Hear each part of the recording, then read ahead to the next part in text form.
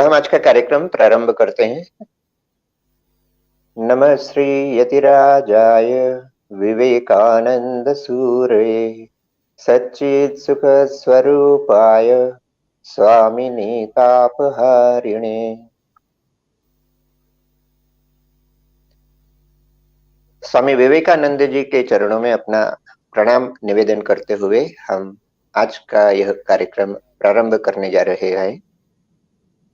जैसा कि अधिकांश दर्शकों को पता ही होगा, रामकृष्ण मिशन जम्मू द्वारा एक प्रकार की इस श्रृंखला का प्रयास किया जा रहा है जिसका नाम दिया गया है भारत आत्मा विवेकानंद।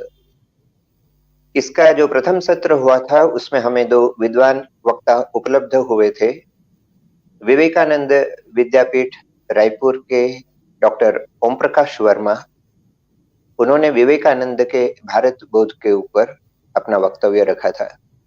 दूसरे वक्ता के रूप में हमारे बीच में उपलब्ध हुए थे रामकृष्ण वेदांत सोसाइटी बोस्टन से स्वामी त्यागानंद जी। उन्होंने विवेकानंद एंड अवेकन इंडिया इस विषय पर अपने विचार रखे थे। आज इस भारतात्मा विवेकानंद श्रृंखला का दूसरा सत्र हम प्रारंभ करने जा रहे हैं। हम जानते हैं रविंद्रनाथ टैगोर ने कहा था कि यदि भारत को जानना हो तो विवेकानंद को जानो। वैसे भी स्वामी विवेकानंद के बारे में कहा जाता है कि वे एक घनीभूत भारत ही थे। तो इस प्रकार का एक व्यक्तित्व जो अपने नाम से और अपने वस्त्रों से तो एक सन्यासी के रूप में हमारे सामने उपस्थित होता है, परंतु स्वामी विवेकानंद के व्यक्तित्व की विशेषता यह थी कि वे इतने बहुआयामी व्यक्तित्व के धनी थे कि उनके किसी भी एक पक्ष को लेकर उनके संपूर्ण व्यक्तित्व को समझना बहुत कठिन है। और इसलिए स्वामी विवेकानंद को अधिक से अधिक हम समझ पाए, इसलिए हम उन्हें विभिन्न कोणों से देखने का प्रयास करेंगे। आज के इस सत्र में हम स्वामी जी को ऐतिहासिक दृष्टिकोण से समझने का प्रयास करेंगे। सुनने में थोड़ा अजीब लगता है, सन्यासी और इतिहास दो परस्पर विरोधी विचारधारा या विरोधी शब्द नजर आते हैं, परंतु आज के हमारे सत्र में जो दो विद्वान वक्ता उपलब्ध हैं वे हमारी इस भ्रांति को दूर करने का सफल प्रयास करेंगे, ऐसा मुझे पूर्ण विश्वास है। इस इतिहास के नजरिए से स्वामी विवेकानंद को समझने के लिए स्वामी विवेकानंद के जीवन पर हम थोड़ा संक्षिप्त एक उनके जीवन पर चर्चा करने का प्रयास करें। स्वामी जी के जन्म के पहले का भारत यदि देखा जाए, अंग्रेजों को अपने पैर इस देश में जमाने को काफी समय हो चुका था। धीरे धीरे भारत में नवजागरण की लहर प्रवेश कर चुकी थी और इस नवजागरण का ही नतीजा था कि धर्म, इतिहास, साहित्य यानी समाज के विभिन्न क्षेत्रों में उस नवजागरण ने धीरे धीरे परिवर्तन लाना प्रारंभ किया था। शिक्षित समाज अपने विचारों को अभिव्यक्ति देने के लिए विभिन्न सभा समितियों का आयोजन किया करता था। दो चार नाम यदि हम देखें तो जैसे जमींदार सभा या British India society, British Indian association, इस प्रकार की कुछ सभा समितियां अस्तित्व में आ चुकी थी, जिसके माध्यम से शिक्षित लोग तो अपने विचारों को रख सकते थे, अपनी आशाओं, अपनी आकांक्षाओं को अभिव्यक्ति दे सकते थे। दूसरी तरफ समाज का वह बहुसंख्यक दल, श्रमिक और सैनिकों का एक समूह जो अंग्रेजों के द्वारा शोषित निपीड़ित हो रहा था, उसने भी अंततः 1857 में अपनी अभिव्यक्ति को अंजाम दिया और इस सब पृष्ठभूमि में स्वामी विवेकानंद का जन्म हुआ था 1863 में। यह जब परिवर्तन की लहर चल रही थी, इसका प्रभाव निश्चित रूप से नरेंद्रनाथ पर पड़ना था। नरेंद्रनाथ यानी भविष्य के स्वामी विवेकानंद। और हम देखते हैं कि जब वे अपना विद्याध्ययन प्रारंभ करते हैं विद्यालय में और तत्पश्चात महाविद्यालय में भी इतिहास के प्रति स्वामी जी का एक विशेष दृष्टिकोण था। इतिहास विषय के ऊपर उन्हें विशेष मनो प्रेम था और यह इतिहास प्रेम स्वामी जी का सिर्फ परीक्षा को पास करने के लिए नहीं था। इतिहास में वे ऐसा बहुत कुछ पाते थे जो मानव जीवन को, मानव सभ्यता को आगे बढ़ाने के लिए सहायक हो सकता है। इसी दृष्टिकोण से स्वामी विवेकानंद इतिहास का अध्ययन किया करते थे। और हम देखते हैं, यदि हम स्वामी विवेकानंद के जीवन के बाद की घटनाओं को देखते हैं, जब वे श्री रामकृष्ण देव के संपर्क में आते हैं और श्री रामकृष्ण के भी तिरोधान के पश्चात जब वे एक परिव्राजक सन्यासी के रूप में भारत भ्रमण करते हैं, यह भारत भ्रमण नरेंद्र नाथ को विवेकानंद के रूप में परिवर्तित करने में एक बहुत बड़ी भूमिका निभाता है। अब आश्चर्य की बात लग सकती है कि इसमें ऐसी विशेषता क्या थी। भारतीय परंपरा से जो लोग परिचित हैं वे जानते हैं कि सन्यासियों का परिव्राजक के रूप में भ्रमण करना कोई असामान्य घटना नहीं है। ईश्वर दर्शन कहा जाए या तीर्थ दर्शन कहा जाए, इस आकांक्षा से हजारों वर्षों से लाखों सन्यासी एक स्थान से दूसरे स्थान पर तीर्थाटन करते रहते हैं, परिव्राजक के रूप में अपना जीवन यापन करते ही हैं। और ऐसे ही सन्यासी के रूप में स्वामी विवेकानंद ने भी करीब करीब 3-4 वर्ष बिताए हैं। अंतर एक विशेष दृष्टिकोण के कारण होता है। चूंकि स्वामी विवेकानंद आध्यात्मिक पथ के पथिक तो थे ही, वे अन्य सन्यासियों के समान अपनी आध्यात्मिक चेतना, अपनी आध्यात्मिक उन्नति के लिए भले ही विभिन्न तीर्थ क्षेत्रों में जाते हों, विभिन्न स्थानों पर जाते हो, परंतु उनका जो इतिहास के प्रति एक विशेष लगाव था, वह लगाव उन्हें अन्य सन्यासियों से अलग करता है। और यही कारण था कि ईश्वर के संधान के लिए निकले हुए स्वामी विवेकानंद जब उत्तर से दक्षिण, पूर्व से पश्चिम भारत के विभिन्न स्थानों पर अकिंचन सन्यासी के रूप में भ्रमण कर चुके, ईश्वर की संधान उन्हें हुई कि नहीं ये वे स्वयं कहते हैं, परंतु इस बात के स्पष्ट प्रमाण है कि उन्होंने भारत के साथ स्वयं को एकाकार कर लिया। भारत की आत्मा को मान लो उन्होंने पा लिया, वे भारत की आत्मा के साथ एकीभूत हो गए और इसीलिए भारत आत्मा विवेकानंद के रूप में वे हमारे समक्ष आते हैं। और इस पूरे पर्यटन के दौरान, इस पूरे परिव्राजक समय के दौरान स्वामी विवेकानंद ने क्या देखा? स्वामी विवेकानंद देखते हैं भारत में दरिद्रता, भूख, अज्ञान, निरक्षरता, परनिर्भरता, जाति भेद, अस्पृश्यता, बाल विवाह इत्यादि अनेक कुरीतियां, इत्यादि अनेक अंधविश्वास थे जो समाज में प्रचलित थे। और चूंकि स्वामी विवेकानंद का इतिहास बोध जागृत था, इसलिए वे अतीत के उस भारत के साथ, जो भारत सोने की चिड़िया कहा जाता था, जो भारत जगत गुरु कहा जाता था, निर्विवाद रूप से, आर्थिक रूप से जो एक सशक्त देश था, उस देश के साथ तत्कालीन भारत की तुलना करते हुए स्वामी जी के मन में न सिर्फ धर्म को एक नया रूप देने का, अध्यात्म को एक नया रूप देने का, वरन ऐतिहासिक दृष्टिकोण से भारत को समझने का जो प्रयास था, उसकी आवश्यकता उन्हें महसूस हुई और इसकी स्पष्ट छाप उनके भविष्य के कार्यकलापों में दिखती है।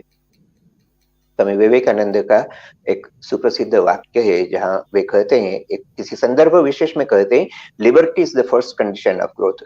ये बात इसलिए कह रहा हूं क्योंकि ऐसा व्यक्ति जो इतिहास के दृष्टिकोण से भारत को समझने का प्रयास करता हो, और वह भारत जो उस समय राजनीतिक रूप से अंग्रेजों का गुलाम था, मन में प्रश्न उठना स्वाभाविक है कि क्या स्वामी विवेकानंद का कुछ योगदान भारत की स्वतंत्रता में भी रहा है?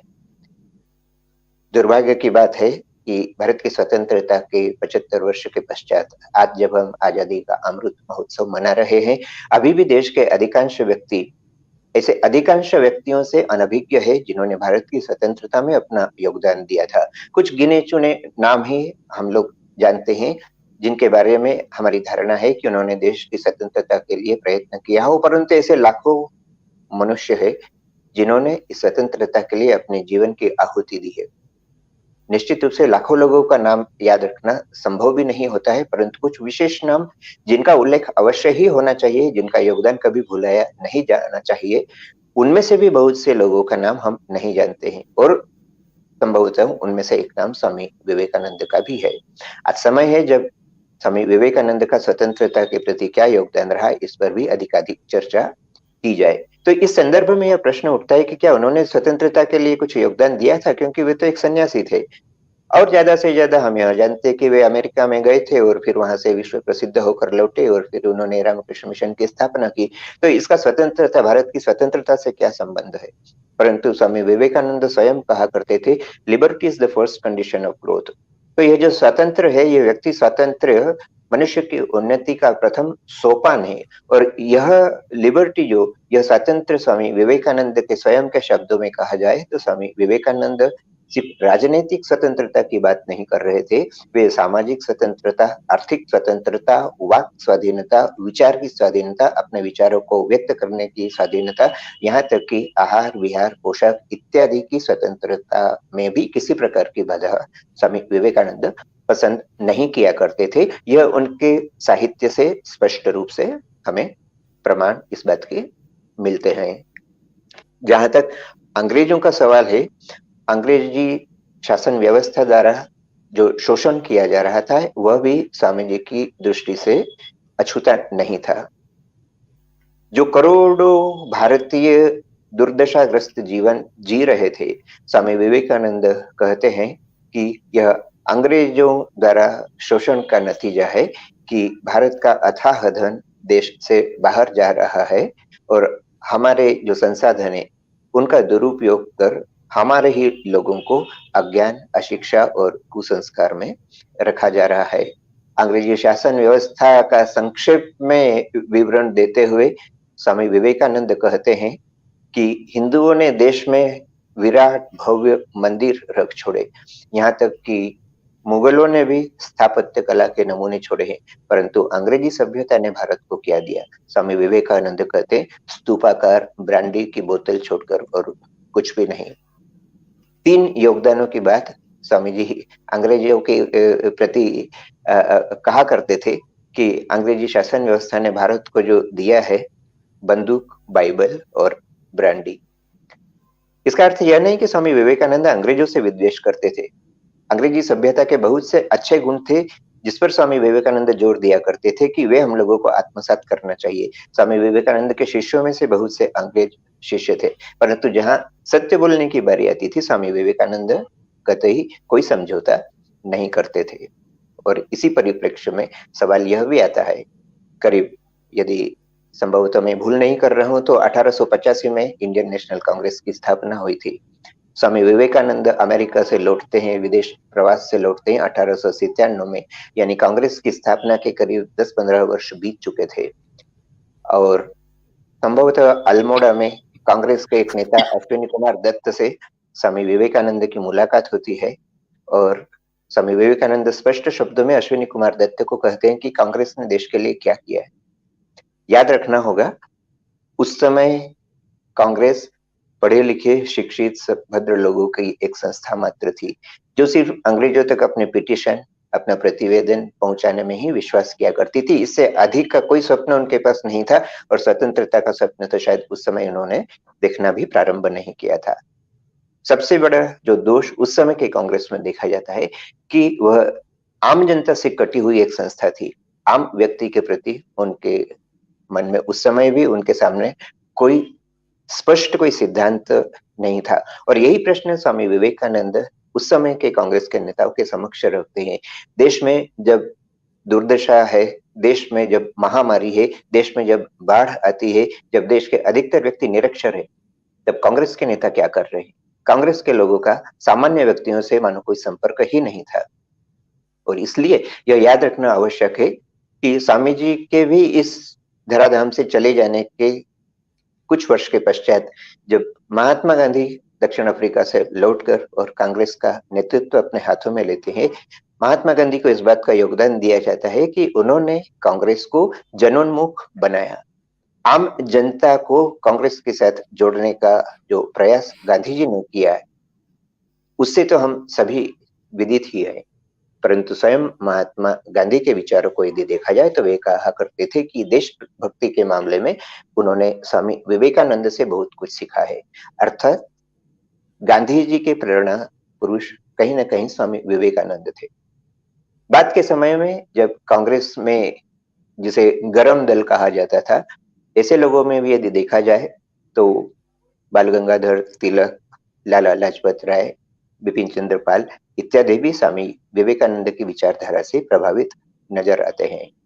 तो यदि कांग्रेस को यदि भारत की स्वतंत्रता का यदि योगदान समझा जाता है कांग्रेस का, तो और भी यदि गहराई से हम जाकर देखें तो कांग्रेस के जितने भी नेता उस समय हुए थे, वे कहीं न कहीं अपने जीवन में स्वामी विवेकानंद के व्यक्तित्व, स्वामी विवेकानंद के विचार से प्रभावित थे। और इससे भी बड़ा योगदान यदि हम देखें, कांग्रेस के अलावा ऐसे बहुत से युवक, ऐसे बहुत से व्यक्ति जिन्होंने क्रांतिकारियों के रूप में अपने जीवन की आहुति देकर इस देश की स्वतंत्रता का पथ प्रशस्त किया, ऐसे व्यक्तियों में स्वामी विवेकानंद अनिवार्य रूप से प्रवेश कर चुके थे। यह एक निर्विवाद सत्य है, यह ब्रिटिश दस्तावेजों से हमें उपलब्ध होता है कि वे क्रांतिकारी जिनसे अंग्रेज शासन व्यवस्था तक घबराती थी, ऐसे समस्त क्रांतिकारियों के यहाँ जब छापा पड़ता था तो वहां से और कुछ प्राप्त हो न हो, परंतु स्वामी विवेकानंद का साहित्य अवश्य ही प्राप्त होता था। 1830 में 1930 में 1930 में न्यूयॉर्क से एक पुस्तक प्रकाशित हुई थी, हिंदुइज्म इन्वेड्स अमेरिका, और उसमें लेखक, विदेशी लेखक स्पष्ट रूप से इस बात का संकेत करते हैं, इस बात को लिखते हैं कि भारत में जो क्रांतिकारी कहे जाते हैं, हालांकि वहां पर अनार्किस्ट शब्द यूज किया गया है, परंतु ये क्रांतिकारी हो या सिविल डिसोबीडियंस के रूप में महात्मा गांधी का जो आंदोलन हो, इन सब के पीछे उन लेखक का मत था कि स्वामी विवेकानंद ही उत्तरदायी है। काला पानी के रूप में कुप्रसिद्ध अंडमान की जेल में एक क्रांतिकारी से वहां के एक अंग्रेज अफसर पूछते हैं कि क्या तुम विवेकानंद को पढ़ते हो? तो ये सारे उदाहरण जो है ये इस बात की ओर स्पष्ट संकेत करते हैं कि भले कांग्रेस हो, भले क्रांतिकारी हो, इन सब ने कहीं ना कहीं स्वामी विवेकानंद के विचारों से प्रेरणा पाई थी। और क्यों न हो, ऐसा सन्यासी जो 33 करोड़ देवी देवताओं की पूजा करने की बात नहीं करता हो, वरन अपने देशवासियों को स्पष्ट रूप से संदेश देता हो कि अगले 50 वर्षों के लिए सारे देवी देवताओं को भूल जाओ और भारत माता एकमात्र तुम्हारी आराध्य देवी हो। और हम देखते भी हैं कि उस व्यक्ति के शब्दों में कितना जोर था। 1897 में स्वामी विवेकानंद ने यह आह्वान किया था और ठीक 50 वर्षों के बाद पश्चात हम देखते हैं 1947 में भारत को राजनीतिक स्वतंत्रता प्राप्त होती है। तो कहने का तात्पर्य, आज हम स्वामी विवेकानंद को समझने का जो प्रयास करेंगे, स्वामी विवेकानंद का इतिहास बोध और स्वामी विवेकानंद का भारत की स्वतंत्रता में योगदान, यह इस विषय की भूमिका के रूप में हमने अपने कुछ विचार प्रकट किए। अब स्वामी जी का स्वतंत्रता के पीछे जो योगदान रहा, इस विषय पर और भी गहराई से हमारे समक्ष विचार रखेंगी doctor Madhulika Singh. Doctor Madhulika Singh Jammu university में एक सीनियर प्रोफेसर के रूप में कार्यरत है। वे post graduate department of history में कार्यरत है तथा उनका जो विषय है वे मॉडर्न इंडियन हिस्ट्री तथा rise and growth of historiographical traditions, इन विषयों को पढ़ाती है। उनके मार्गदर्शन में 9 पीएचडी और 2 एमफिल स्कॉलर्स उनसे मार्गदर्शन प्राप्त कर रहे हैं। इसके अलावा वे और एक प्रोजेक्ट पर काम कर रही है जिसका शीर्षक है exploring oral traditions in Kashmir, the role of history in the community. Doctor Singh Jammu and Kashmir board of school education की पैनल में भी है, जो स्कूली बच्चों की शिक्षा इतिहास के विषय में, स्कूली जो 8वीं से 10वीं तक के छात्र हैं, उनका टेक्स्ट बुक का विषय निर्धारण करने का कार्य करते हैं। तो इस पटभूमिका के साथ डॉक्टर सिंह से हम यह जानने का अनुरोध करते हैं कि वे स्वामी विवेकानंद का भारत की स्वतंत्रता में क्या योगदान रहा, वे बताने का प्रयास करें। वक्तव्य अंग्रेजी में होगा। नमस्कार। Namaskar, Swamiji. Thank you for this grand introduction. And I'm honored by this Ramakrishna Society for speak about the contribution of Swami Vivekanand in the resurgence of or in the revival of Indian nationalism. So this is I was going through the works of the collected works of Swami Vivekanand and the secondary works of Swami Vivekanand, his biographies written by Nikhilanand, and that gave me the inspiration to talk about his contribution towards the national movement or his contribution towards the in Indian nationalism. So I will set a tone as Swamiji himself has set a tone of the colonial context in which Swami Vivekanand had emerged, and how he has reoriented, reformed the entire Hinduism, and how that Hinduism, reformed Hinduism, that was also called a Neo Vedantism, that influenced the ideas of the entire uh, India and also the entire world.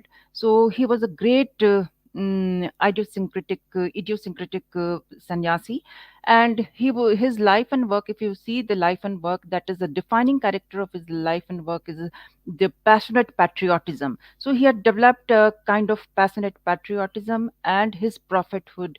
That is the defining character of his whole life and his work. So, what was the contribution of Vivekananda during the time of national movement or in the national freedom struggle? That was immense contribution. And if for understanding this, we have to go to the colonial context to know about the cultural context and the political context of that time. And I have to trace for the complete understanding of his contribution. I want to trace how this reorientation of Swami Vivekananda started developing for the reformation of Hinduism and development of a neo Vedantism, which has been summarized by Geoffrey D. Lang about the neo Vedantism of Vivekanand and Swami and Ramakrishna and Swami Vivekanand, which was the center, which was the key, which was the important foundation for the revival of or for the generation of the nascent nationhood in India. So this was the major important aspects.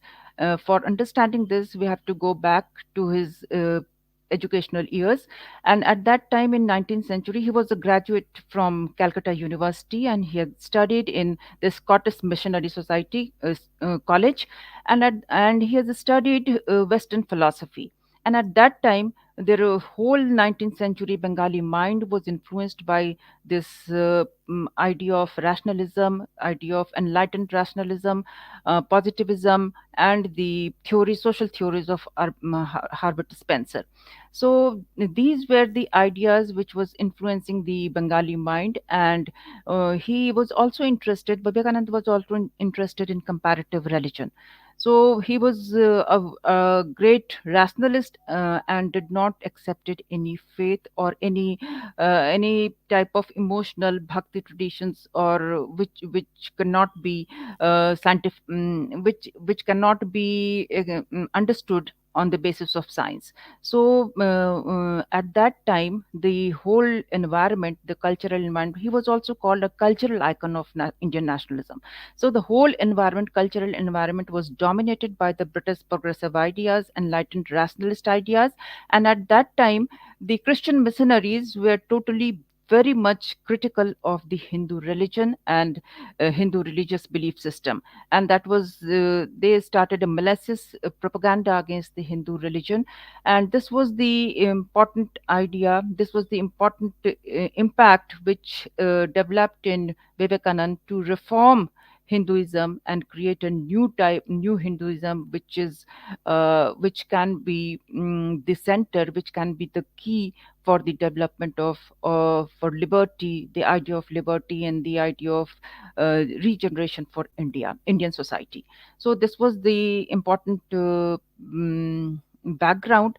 So when he was studying at that time, he joined because he was very much a rationalist. He studied the Western philosophy and logic. So he joined Brahmo Samaj and Sadharan Brahmo Samaj, which was very much active in democratic ideas. That was a greater democratic activities they were involved in, and they were asking for the political reforms also.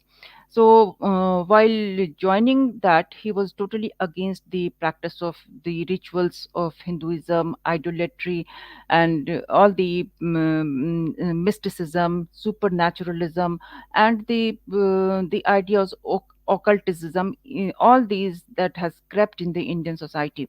So he was very much not happy with this state of the Hindu religion, and he wanted to reform the entire religion on the basis of science, and that could be analyzed on the basis of rationality and reason and science.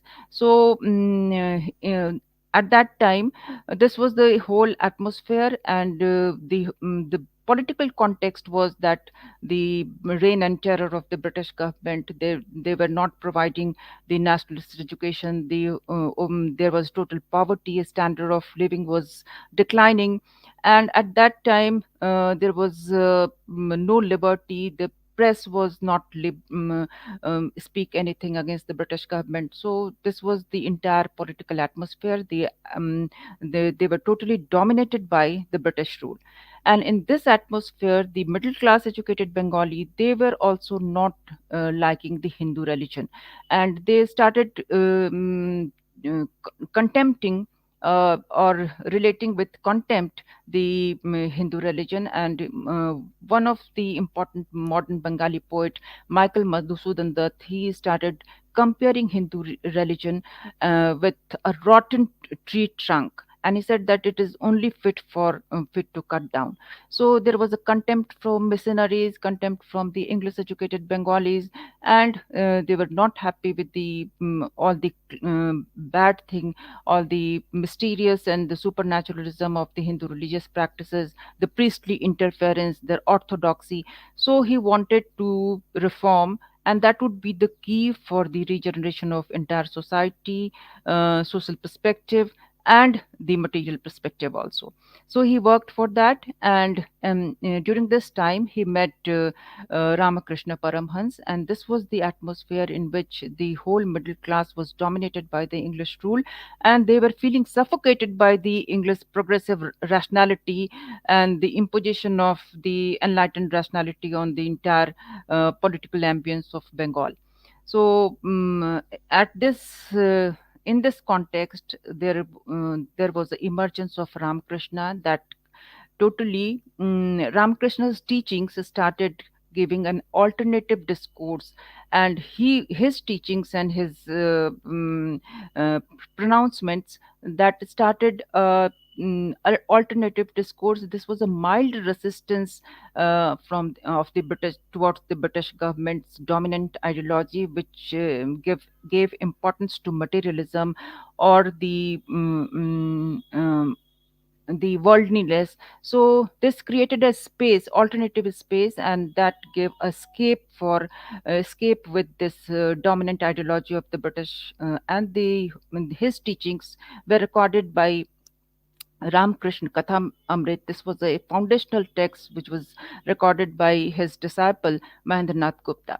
And his activities, his teachings, that was given in a very rustic language, because he was not literate and he had never no idea of the progressive ideas and the enlightened ideas or the rationality. But he gave his simple teaching, which totally undermined the dominant ideology or ideology of materialism of the British government, and that created a space for or refuse for the enlightened or educated, brilliant middle class Bengalis, Bhadralok.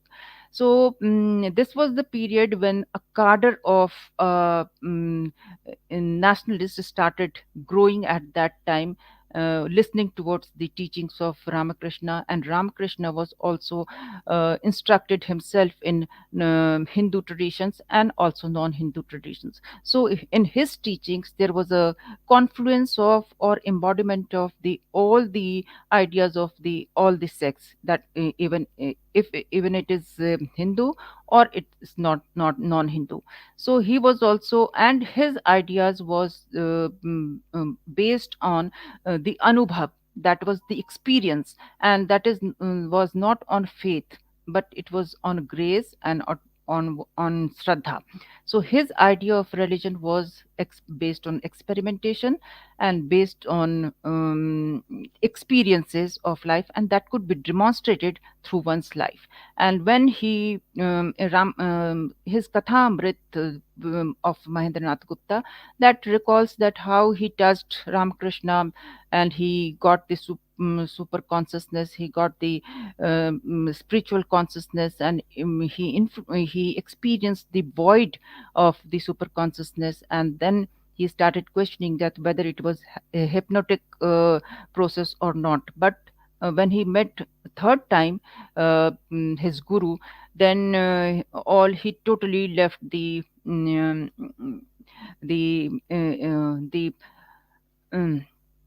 जो उनकी जो ये progressive ideas.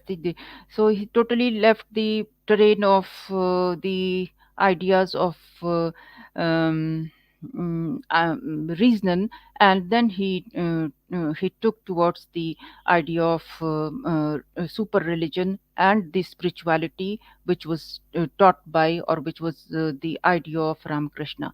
So now this was the idea. So he started a new framework of Neo Vedantism, which was totally scientific, which conclusion was totally scientific, and it was based on the reason and rationality. It was based on experimentation. It was based on anubhav, experience, and bhav.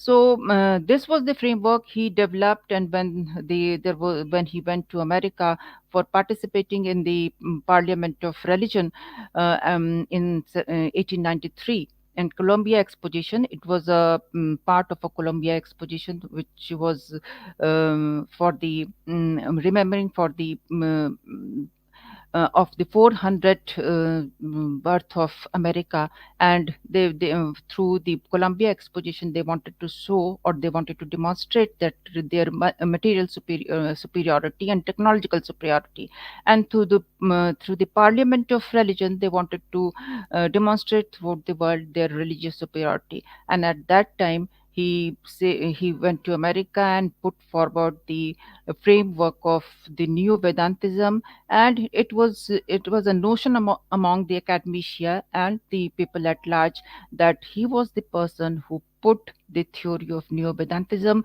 on the spiritual map of the entire world, and that created a legend or historic legend for India. And because of his presentation of New Hinduism, which was very much scientific, which had a ethical value, which talks about tolerance, accepting the all the ideas of other sects. So in this form they wanted to give something to the western world also. So the construction, so Peter van der Veer, important historian, he has said that that Vivekanand has constructed the material superiority of the West and the cultural superiority, spiritual superiority of the East. So this construction of Vivekanand that started giving self-esteem among the whole masses of India, who were conquered, who were disappointed, disenchanted by the British rule, who were dominated by the British rule, and this idea of Neo Vedantism, that in this form they can give anything, they can give something to the entire world, which would revive the entire world on the basis of religion. That was the main aspects of his contribution towards the regeneration of the nascent nationhood of India. So ये सबसे बड़ा contribution था.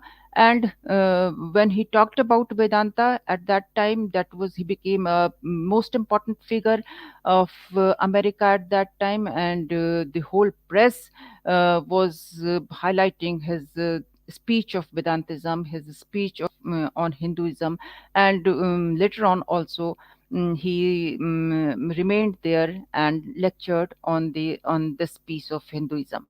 So that created, that totally countered the ideas of mercenaries and their malicious propaganda, which was very unflattering about Hinduism. So he wanted that this should be countered, and this should, because of his ideas of Vedantism, there was the whole opinion about India and Indians and Indian religion was changed in Western world. So this gave us certain pride, or the confidence and the resurgence for the whole India, entire India. And this was the whole issue, or the whole episode of this his participating and his speech in USA, that was summarized by him, and he wrote a letter to his disciple at Madras, Anasinga Perumal, and he talked about how he has countered the ideas of English educated Bengalis, as well as the Orthodox and the Christian missionaries about Hinduism. So I will talk about what was the Neo Vedantism and how it is practical, its practicality, and how it was influencing in changing the Indian society.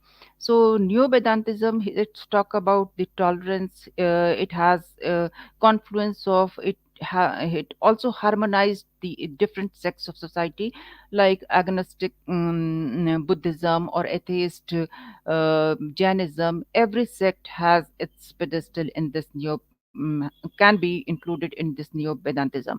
So it accepted the doctrines of all the sects, and he was also writing to his Muslim friend in Nainital, and he said that he is seeing through his mind's eye that the through Vedant mind and through the body of Islam, the future of India is reinvigorated. It be revived, and we will solve all the problem through this Neo Vedantism. So the practical side and ethical concern of Vedantism was not only salvation of the human being, or to reach God, or the salvation of the personal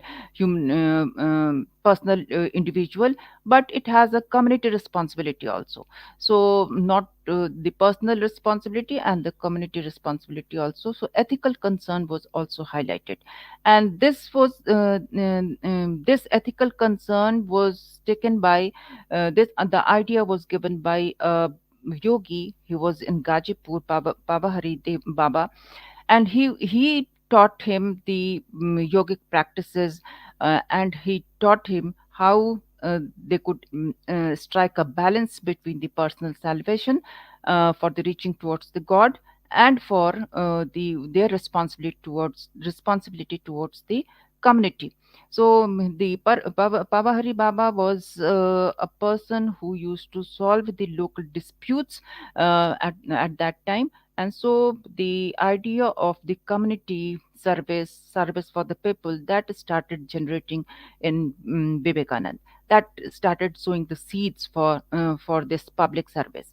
And this Vedantism, this was not for this accumulated knowledge. He traced how he has reformed this new Hinduism, and in which it has stressed on the Atman, Brahman, and which is Advait, which is not as sitting God anywhere else, or it is a type of a monarch which is sitting in the heaven, and which can be feared, which can be propitiated, or which can solve our problem during the time of crisis, and we can depend on that. He said that this is not God. So God is the sum total of the intelligence of the universe. And this was the conclusion of Neo Vedanta was very much practical, and that was very much scientific also, because when he was talking with during the time of lecture, he was talking with the scientist who was generation previous to Einstein, Nicholas Tesla. And at that time, Nicholas Tesla, he was working in the Houston Street laboratory, and he said that he was following Vivekananda's lecture, and he said that Vedantism or New Vedantism is totally scientific, because he said that because its conclusion is totally scientific, as it is said that in science the cosmic energy is the sum total of cosmic energy is always the same. And in a spiritual language, Vivekanand started teaching that we have in the religion of Hindu has no prophet, or it has not been gained from any prophet or book or institutions, but it is we have gained it through revelations. And the whole authority is in Brahman, in the soul, power of soul, which is infinite, which has an infinite potentialities, and is with everyone. So he has also talked about the spiritual democracy. So the soul is with everyone, and it is with every human being, and only information is to be given to the general masses about the soul. So while he was talking about the God, it is within you. You can feel it. You cannot get self realization through any book. It is based on experience. It is based on your own realization of self, which has a tremendous potentiality, which can do anything, which has infinite power. This idea that started disseminating in the Indian society, he started disseminating in Indian society, and that created fearlessness, self assertion, um, self discipline, and also a pride in nationhood. So at that time, returning to Bengal, at that time, when he was when this whole manners and customs of British authorities, or manners and customs of the Westerners, that was being imitated by the Indians, or by the Bengalis.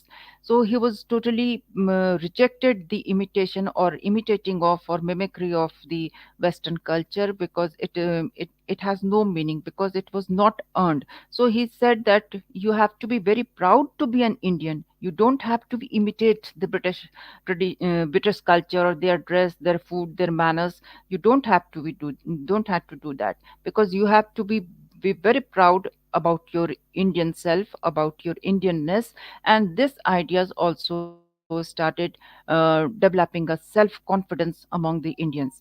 And these were the important contribution. Then he talked about that the center or key for the social reform: first, flood the entire nation with spiritual ideas, and then the political and material prosperity would all follow it. So the primacy was given to the spiritual ideas, and that should be given to all. Then he started talking about, he has written, while he was in Kanyakumari and sitting at the rock, the plan which was to be carried on the future for India's nationalism, for the regeneration of Indian society, that hit his mind. And then he was writing in while I was reading his correspondences, he said at that time that I had certain plan for India, and that plan was for giving information how to develop the general masses away from their poverty, make them into how to make them material prosperous. So these problems would be solved. He said that all these problems, political problems, material problems, problems of poverty, problems of the food, that would be solved only through the spirituality. And this is spirituality in which there was a confluence of ideas of all the sects. They were totally liberal, and that every religion could come to its platform and preach their own doctrines. So there was a acceptance and tolerance of the ideas of every sect. So this was the first step. Then he said that how to solve the problems of poverty in India. And he said that it's very unfortunate that the Western mind has linked spirituality and morality with material prosperity. And when they used to come to Indian soil and they used to see the poverty of India, they would say that there is no religion in India. So we are the only race who are not linking poverty with crime or sin. So how to get rid of this poverty? For this, he wanted that funds, we need funds and organized band of courageous men. And he said that this was the purpose I went to America, And I did not think of participating in or the creating a legend, a historical legend, or by participating in the parliament of religion. But I was in my mind that how to improve the material condition of the general masses. And this was the time when he saw the poverty of the general masses, deprivation of the general masses. He started critiquing the economic policies of the British government. And while critiquing the economic policies of the British government, he started creating some idea of economic nationalism. And he said that there is a widespread famine and recurrent famine during the time of British rule. So he started blaming the British rule of using India's resources for their own prosperity, for their own benefit, and not using it for the welfarian measures in India. So the critique of colonial economic policies, that was the foundation he built, and that was taken up later on by the moderates when they started radical ideas about the economic policies of the British government against the policies of the British government, and that led to the creation or generation of economic nationalism in India. So his ideas, he linked everything through spirituality, through religion, and religion which was totally scientific. So in his reformation or his changing of Indian society was based on the key or center was religion and spirituality. Next, he talked about while he was what was the plan. So the plan was for the reformation of India, for the development of nationalism. So he has his own ideals of patriotism, and his own ideals of patriotism that was also called by historian as a passionate patriotism. He started suggesting the young men while he came when he came back to India, and he was delivering lecture in Madras and back to home in Bengal. In both the places, he started exhorting the young men, and he said, suggesting the young men that we need. There are three important ingredients for passionate patriotism. First, you have to feel through heart. So you have to be emotive, feeling for the nation through your heart, not through your intellect or not through your reasoning. If you take intellect and reasoning, it will only take you to some step and then it will drop down. So you have to feel from heart, passion for the nation. It is very much important. Second important thing was what he suggested, that self sacrifice for the cause of nation is very much important. Self sacrifice means you have to forget your family, your property, your name, your fame, and self sacrifice for the cause of nation. That is the important ingredient for his philosophy of passionate nationalism. And this idea was taken up by the educated Bengalis who started later on and they were called a revolutionary nationalist. So this ideas influenced his ideas influenced revolutionary nationalists. There is evidence that in 1901, when he returned back after participating in the Paris religion conference, he visited East Bengal, and at that time, East Bengal, there was an Anushilin Samiti led by Pulin Das, and he was in conversation with, he communicated with the revolutionaries at that time. So he was also associated with the muscular Hinduism. Why muscular Hinduism? He said that we need passionate person who feel nation or nationalism through heart. Second, we want self-sacrifice. Third is courageous. Fearlessness is very much important. And the fear, he has defined fear that because of the fear all these bad qualities, all these bad things have happened in India. So because of the fear there is superstition, because of the fear there is occulticism or the supernaturalism. We are looking forward for any prophet or god to solve our problem, and we are dependent upon others in the time of crisis. So he has given the example of Nachiketa from Upanishad, and he said that how fearless and boldness of Nachiketa solved the problem of his death, and he went to the house of death, and through that he solved the problem. So he also stressed on Shraddha, He did not translate what Shraddha would mean, but he said that Shraddha has been vanished from the Indian society and from vanished from this land. So we have to maintain or again start stressing on Shraddha. And he said that look, all the materialism which you see in Western world, that is their Shraddha on materialism. So they are so prosperous. So this Shraddha should be uh, um, started internalizing in the life of our in the life of the nation, in the life of the general public. So Shraddha is very much important. Believe in the spirit what you want to do. So he was also associated with the muscular Hinduism. The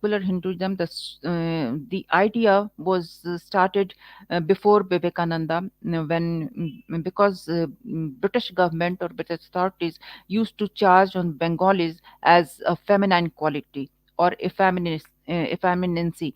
So they were the very much feminine.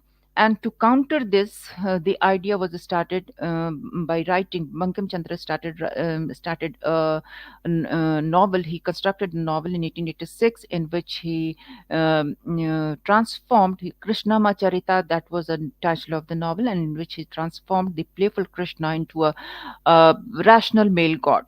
And after that, a national organization, the Hindu Mela. This also talked about the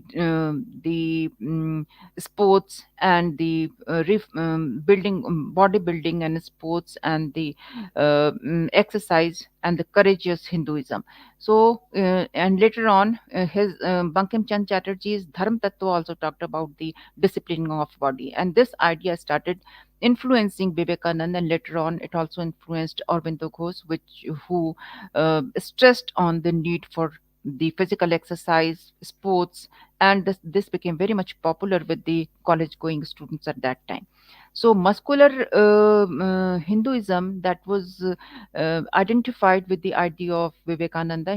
He said that we want a courageous man, so that we could initiate our plan of work for the eradicating the poverty in India, for ameliorating the condition of society, for material prosperity. We need funds and the courageous people. And then he has given example of Raja Bhartrihari. Raja Bhartirari was a yogic saint, and he quoted that like Raja Bhartrihari, who was not influenced by blame or praise or the fortune or misfortune, he was totally steady and did not move an inch from the path of truth. So human being or the masses of India should be like that. And he propagated the idea, disseminated the idea of that we need a muscular muscle of iron and uh, the steel frame of nerve. So this was the idea that the young men with all their energies should sacrifice for the cause of nation. So for that, the importance is that we need a steel frame human being, steel frame youth, which can take forward the ideas of the plan of work for the development of India. Next was that the center was the Vedantism, but this idea, this information, and this education was not given to the general masses. This was appropriated by a certain Brahminical priest, or this was which was accumulated through generations, and this was inaccessible also because of this was in Sanskrit language. So Vivekananda, he totally disregarded the idea of privileges of feudalism, or the privileges of Adhikar Bhed.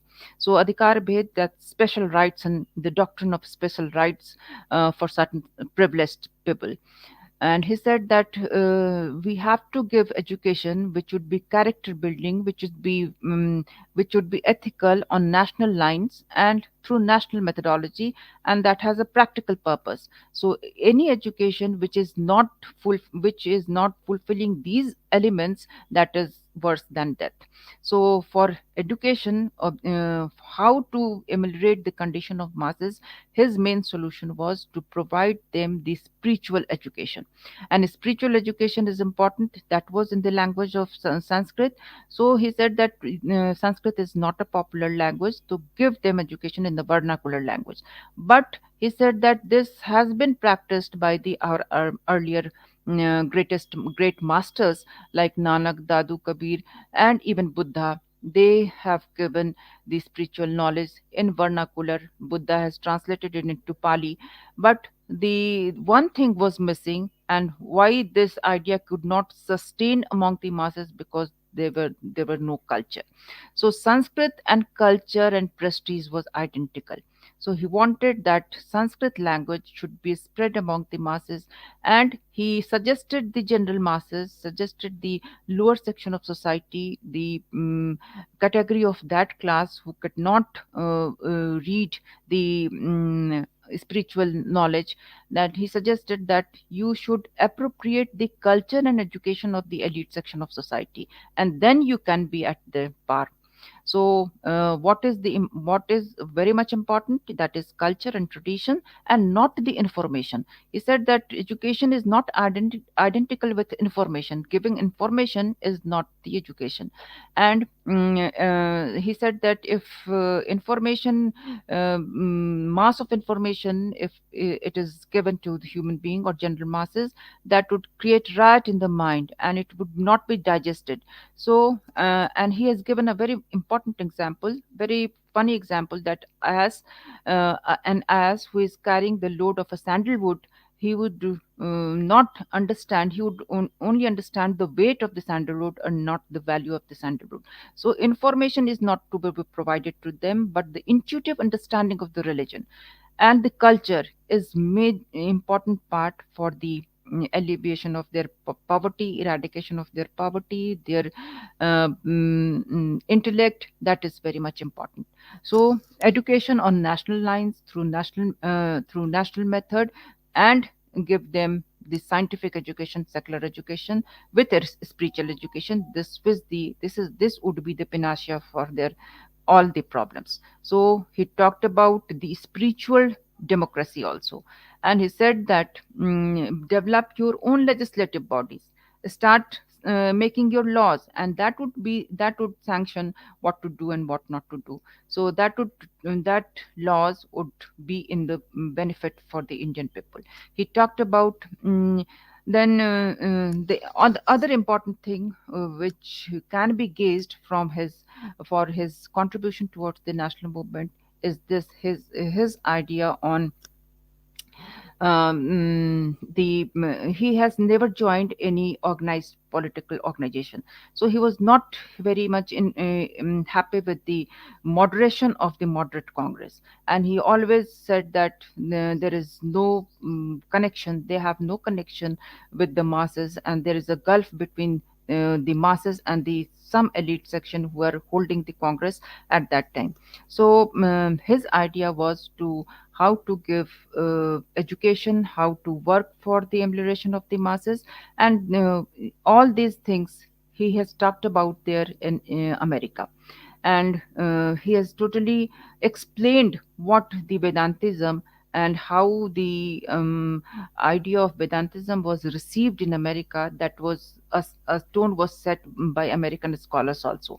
And while he was propagating the idea of Neo Vedantism, it was summarized by James Clifford in a he made a he published his Neo Vedantism in an article entitled "The Variety of Religious Experiences," and that was read by the American audience as well as the Indian audience, and that created an image for India, and that was the main aspect of the self-respect, reassertion of Indian identity. They started romanticizing the glories of the past, and because of this Neo Vedantism, there was a unity. He advocated that unity, which is a law of nature, and that is propagated through Neo Vedantism. So this is the main important key through which he wanted to develop the society. He wanted to develop the religion, aspects of religion, and also he wanted to develop the material prosperity. So he said that the youth should come forward and they should start preaching, and this for this he needed fund. So he said that I have come here only to ask for fund.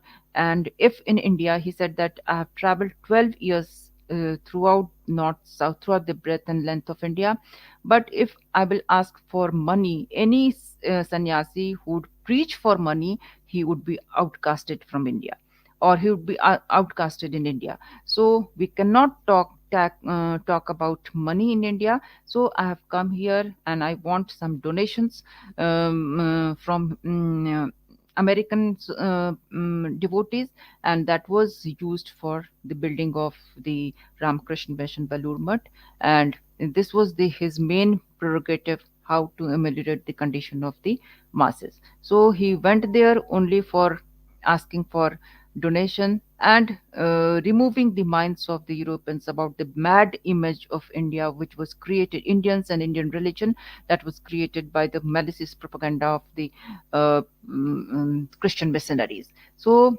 his ideas, he reformed. First, he reformed Hinduism, and then he created a band of secular sannyasis which would work for social reforms. And on the aspect of social reform, he said that I don't believe in social reform. I believe in growth.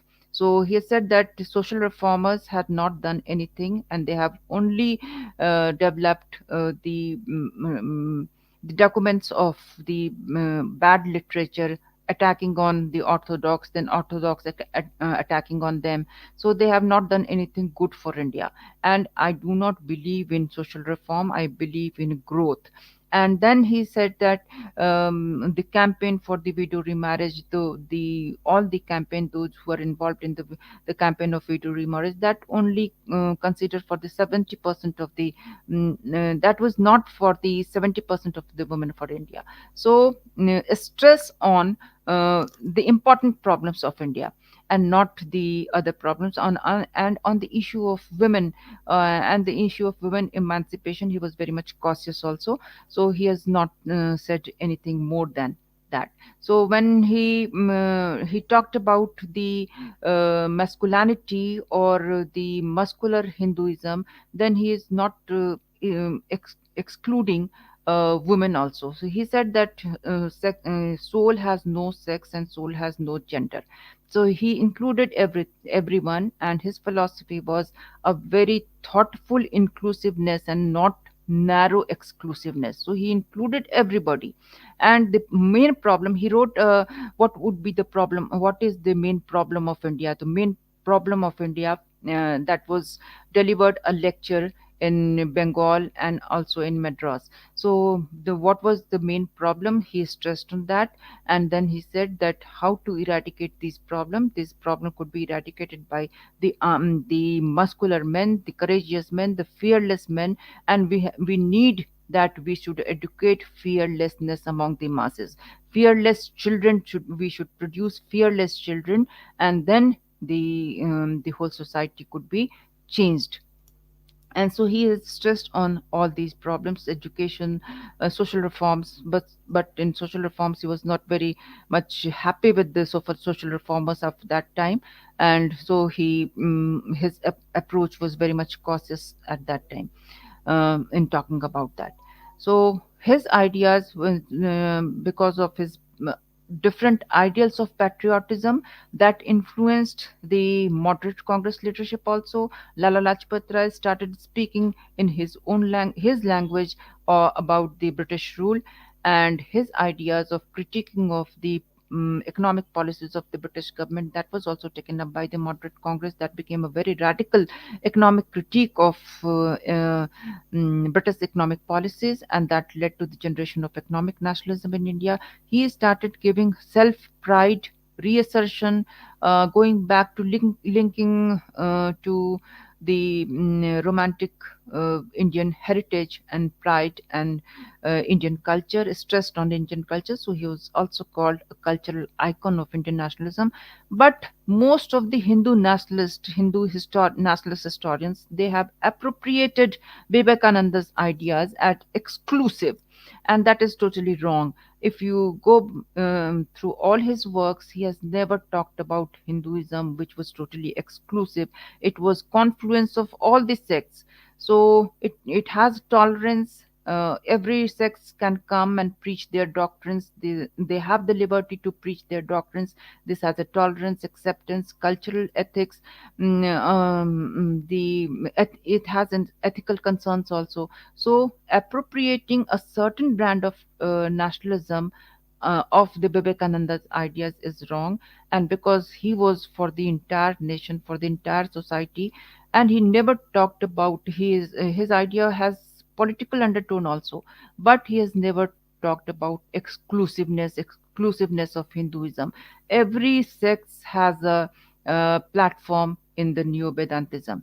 So either Buddhism, Jainism, even he has talked about non-Hindu tradition and the brotherhood of Islam also. So his ideas cannot be appropriated by the certain brand of nationalism which is being done now at this time.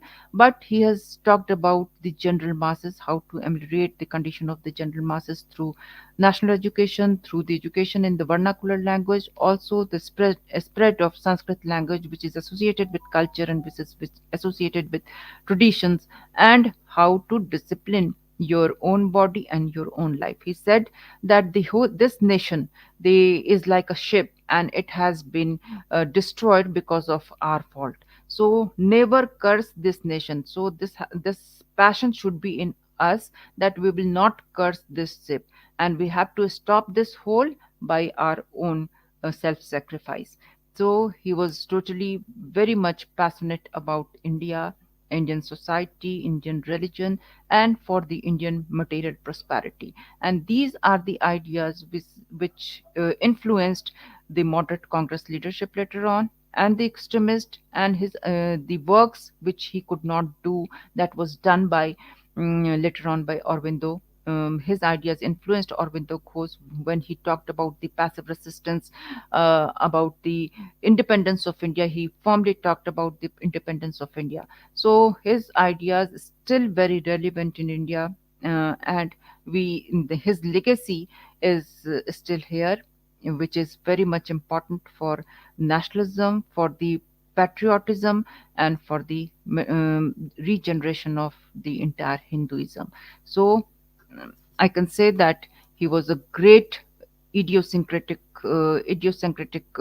sannyasi, and whole his life and his work that can be defined through passionate patriotism. So he was filled with emotion for his nation, and in a very short span of time he did so many work for the development of nationalism in India in a very other form, in a very indirect way, and how he has started reawakening among the masses about he looked everything from the point of view of spirituality, and through spirituality he wanted to change Indian society. So Indian society at that time, which was divided in different sections, different religion, differences in linguistic orders. So this differences can only be, all these contradiction can be rest, can be set aside through spirituality. This was his this was his major important suggestion, that through spirituality you can rest all those contradictions which are divisive, which are dividing Indian society. And he also talked about class harmony. So though he was a socialist, he talked about the power of the people, but he also talked about the class harmony, did not talk about class antagonism. And he never talked about, he always talked about the harmony, and said that property moneyed people should not be cursed.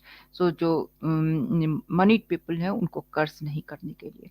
So there was a class differentiation, but this class differentiation could be um, turned down by education, by giving the general masses, the lower section of society, the subalterns, through spirituality, through information, through scientific knowledge, they could themselves change their life through education.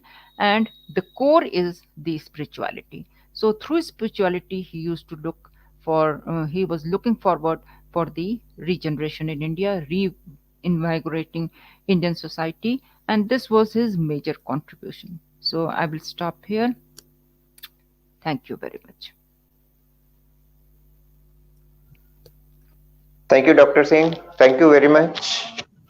I understand the importance of subject as well as I understand the immense in-depth knowledge it requires. The time limit we had, but in that short time limit, you put your ideas in a wonderful way. I know it requires a lot of time to deliberate on this particular topic, this is a tricky topic, and you did full justice to it. You brought various other relevant topics also, for example, the birth of Neo Vedantism and then passionate patriotism, passive resistance, etc. All the thoughts you combined together, and in a very nice way, you did justice to this subject, the importance of Swami Vivekananda towards the freedom of India, political freedom. Now, we move on to our second lecture. Amit as Swami Shastrajnananda ji is present. स्वामी शास्त्रानंद जी ने सन 1995 में पश्चिम बंगाल के ही सारगाछी नामक एक Ramakrishna mission की शाखा है मुर्शिदाबाद जिले में, वहां पर रामकृष्ण मिशन में अपना योगदान दिया और सन 2004 में उन्हें संन्यास दीक्षा प्राप्त हुई। थोड़ा सा यदि समय छोड़ दिया जाए, जो कि किसी भी रामकृष्ण मिशन के सन्यासी को अपने किसी जॉइनिंग सेंटर में बिताना पड़ता है, उस रूप में यदि कारगाछी का और एक बहुत थोड़ा सा समय नरेंद्रपुर रामकृष्ण मिशन को यदि छोड़ दिया जाए, मेरे हिसाब से लगभग 27 साल के अपने सन्यासी जीवन में स्वामी शास्त्राज्ञानंद जी ने अपना अधिकांश समय रामकृष्ण मिशन बेलूर मठ विद्या मंदिर में बिताया। और जब महाराज जी का डिटेल परिचय हमने जानने का प्रयास किया तो उन्होंने कहा कि बस सिर्फ इतना ही बता देना कि मैं रामकृष्ण मिशन का सन्यासी हूँ। तो खैर एक बात हम सभी जानती हैं कि महाराज रामकृष्ण मिशन के सन्यासी है, परंतु महाराज का परिचय देने के लिए, जैसा कि कुछ समय पहले मैं कह रहा था कि बेलूर विद्या मंदिर कॉलेज का परिचय देने से बहुत कुछ स्वामी शास्त्राज्ञानंद जी का भी परिचय प्राप्त हो ही जाता है। बेलूर विद्या मंदिर रामकृष्ण मठ मिशन का जो मुख्यालय है बेलूर मठ, उसके ठीक पास के ही परिसर में अवस्थित है। कलकत्ता प्रांत में एक बहुत ही सुप्रतिष्ठित कॉलेज है बेलूर विद्या मंदिर, जो कि वर्तमान में एक ऑटोनोमस कॉलेज भी है। कॉलेज की गुणवत्ता का आधार आजकल मापा जाता है national assessment and accreditation council द्वारा, जिसे संक्षेप में नैक कहा जाता है। और जहां तक मेरी जानकारी है, नैक टीम विद्या मंदिर को 3 बार उसका मूल्यांकन कर चुकी है और इन 3 में से केवल एक बार Belur college second highest rank में था, यानी कि A+, और उसके बाद 2 बार से वह लगातार A++ यानी ये डबल प्लस ग्रेड प्राप्त कर रहा है। इसी से पता चलता है कि कॉलेज कितना प्रतिष्ठित है। और उस कॉलेज में स्वामी शास्त्राज्ञानंद जी ने अपने जीवन के, यदि मैं गलत नहीं हूँ, तो लगभग 20 वर्ष बिताए हैं विभिन्न कैपेसिटीज में काम करते हुए। तो उन्होंने ब्रह्मचारी के रूप में वहां प्रवेश किया था और कॉलेज के प्रिंसिपल के पद तक वे पहुंचे। वर्तमान में यह जो बेलूर विद्या मंदिर जिस शैक्षणिक परिसर में अवस्थित है, रामकृष्ण मिशन का वो विशाल शैक्षणिक परिसर, जिसे रामकृष्ण मिशन शारदा पीठ के नाम से जाना जाता है, विद्या मंदिर कॉलेज तो उसका मात्र एक हिस्सा है। और वर्तमान में स्वामी शास्त्राज्ञानंद जी न सिर्फ बेलूर कॉलेज का प्रतिनिधित्व कॉलेज के प्रिंसिपल के रूप में कर रहे हैं, वरन संपूर्ण शारदा पीठ का प्रतिनिधित्व भी वे कर रहे हैं। शारदा पीठ के वे वर्तमान सचिव है। जहां तक कॉलेज की बात यदि पुनः की जाए, तो न सिर्फ नैक द्वारा हाईएस्ट ग्रेड प्राप्त कॉलेज है, बल्कि वर्तमान में जो national institution for ranking framework यानी NIRF है, जो कि प्रतिवर्ष विभिन्न मानकों पर कॉलेजों का मूल्यांकन करता है। देश में जितने भी कॉलेज है, इन समस्त कॉलेजों का मूल्यांकन करता है, और इन सैकड़ों हजारों कॉलेजों में बॉलीवुड विद्या मंदिर को 2018 में 9वीं रैंक प्राप्त हुई थी, 2019 में 11वीं, 2020 में 7वीं और वर्तमान में 2021 में कॉलेज को पूरे भारत में 5वीं रैंक प्राप्त हुई है। इसी से पता चलता है कि कॉलेज कितना प्रतिष्ठित है। साथ ही साथ यह college Swami Vivekananda research centre के रूप में भी वर्तमान में कार्य कर रहा है, जिसे राज्य सरकार और NAC द्वारा मान्यता प्रदान की गई है। तो इस प्रकार के कॉलेज से स्वामी शास्त्रानंद जी जुड़े हुए हैं। उन्होंने विभिन्न रूपों में इस कॉलेज का प्रतिनिधित्व किया है। साथ ही वे, जैसा कि उनके नाम से भी परिलक्षित होता है, शास्त्रों का भी उन्हें अध्ययन है। एक बहुत ही अच्छे प्रशासनिक नेता के रूप में उनका नाम है, और विषय के साथ संपूर्ण न्याय करने में वे पारंगत है। तो स्वामी विवेकानंद का जो इतिहास बोध था, स्वामी विवेकानंद जी की जो इतिहास चेतना थी, आज स्वामी शास्त्रानंद जी से हम अगले कुछ समय के लिए वही ज्ञान प्राप्त करने का प्रयास करेंगे। महाराज प्रणाम। ओम नमो भगवते Shri रामकृष्णाय। My heartfelt namaskar and regards to Srimad Swami Jagadharananda Ji Maharaj, head of our Ramakrishna Mission Center at Jammu, and also my namaskar, respect to all other monastic members present there. I convey my heartfelt gratitude and namaskar to Professor Singh for his excellent elaborative deliberation today's evening, what she has just presented. My best wishes, namaskar. Everything is for you who are the listeners in this webinar. Jagadharanandaji has told me to discuss on Swami Vivekananda's ideas on history.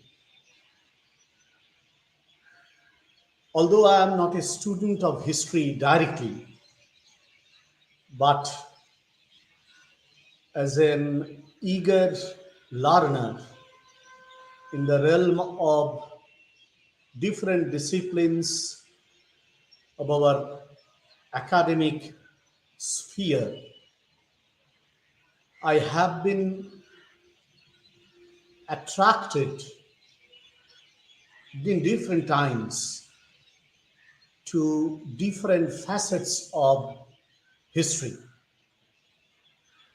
Apart from that, being a student of literature and language, we are bound to relate the development of the society, the evolution of culture,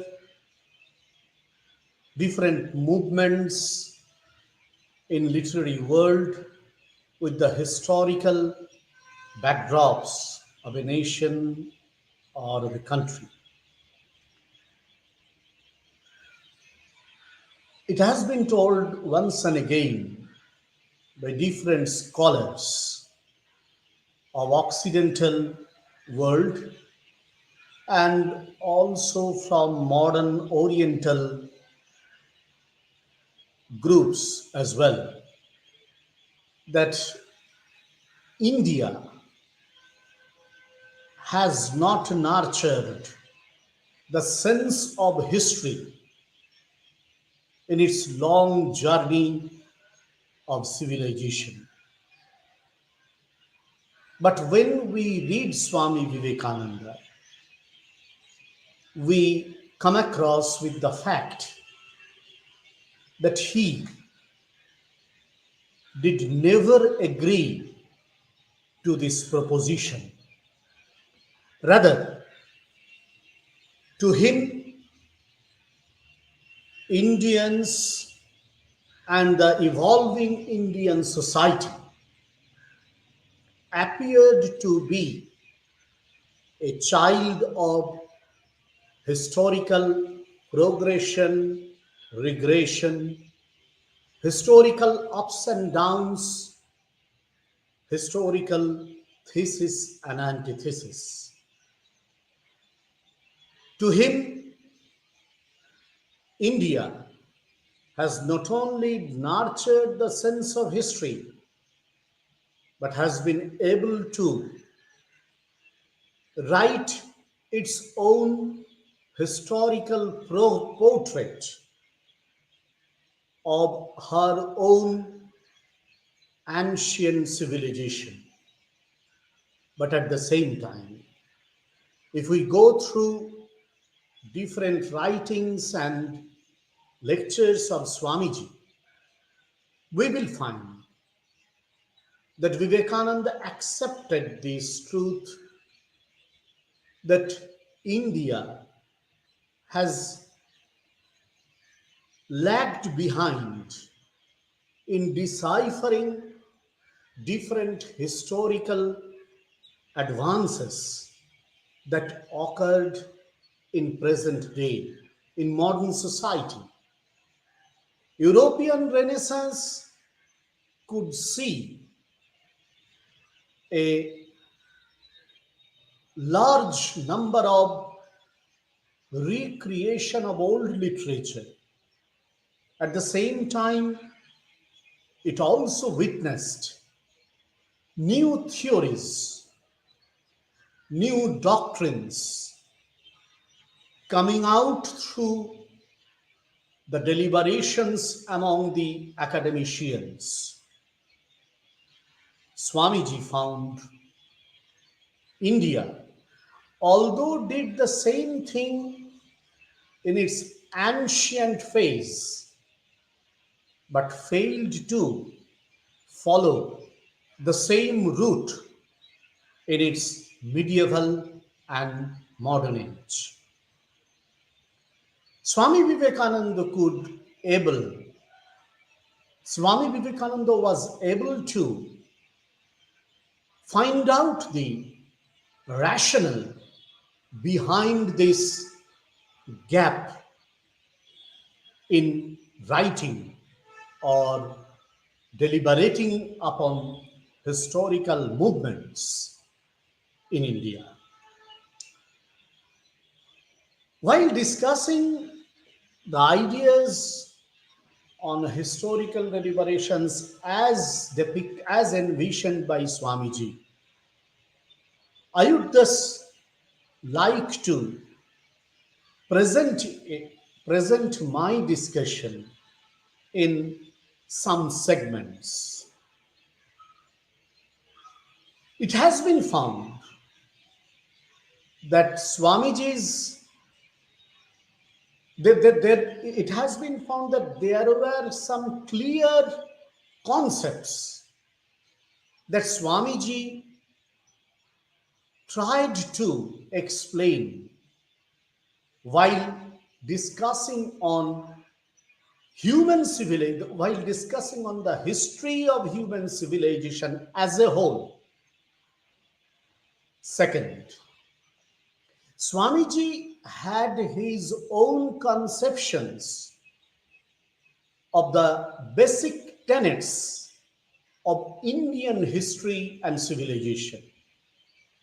3. Swamiji's life-giving message could influence immensely modern Indian historical movements. But at the same time, I will not hesitate to point out the fact that Indian historians, almost every Indian historian, of modern age. What to tell of the historians from other countries, other languages, have failed to find out the excellent and unique attitude and approach of Swami Vivekananda in, in deciphering the new codes of modern Indian history and modern world history. Further, they have not been able to rightly rightly point out, rightly identify Vivekananda's exact impact on on the progress of culture and civilization of modern India. However, I will I have to accept that there are historians like Dr. Singh, there are history teachers, there are some researchers who have tried a lot to unravel Vivekananda's significant influence in redesigning Indian modern culture, civilization, Indian history. Before I start to deal with each segment, I will spend a little bit of time just to outline the background of time and space where Vivekananda was born. Dr. Singh has mentioned it, but still I want to re-mention these points. It was a colonized country, a country that had immense potential in its long journey for more than 5 or 6,000 years. It was a country that had glorious legacy with her to distribute among other civilizations, other cultures. But it was the country where people simply forgot their own glorious heritage, their own treasures. Long oppression from different groups of people for centuries together compelled Indian society to think that for their own rejuvenation, they need a sanctified Western influence. Indian intelligentsia of 19th century in maximum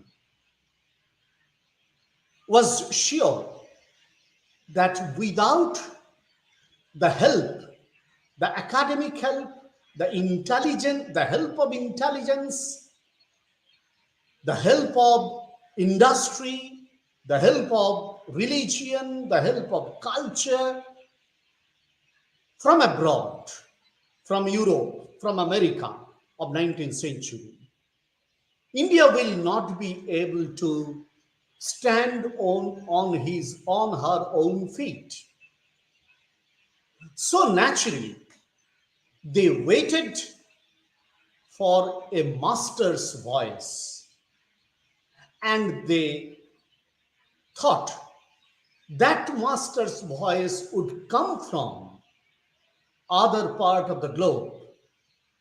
It really came.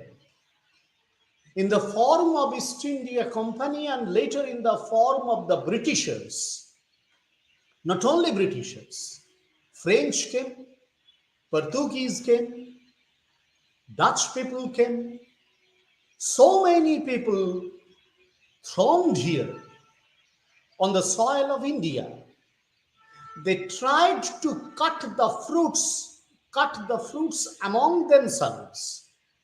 And their intention was to cut the fruits, to have the nutrition, and then to go back.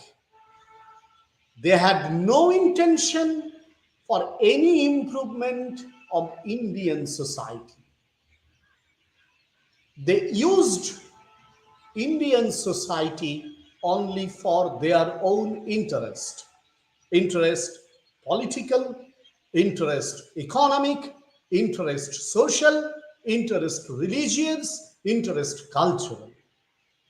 These were the interests that provoked them to come as invaders, to plunder India, and to satisfy their own greed.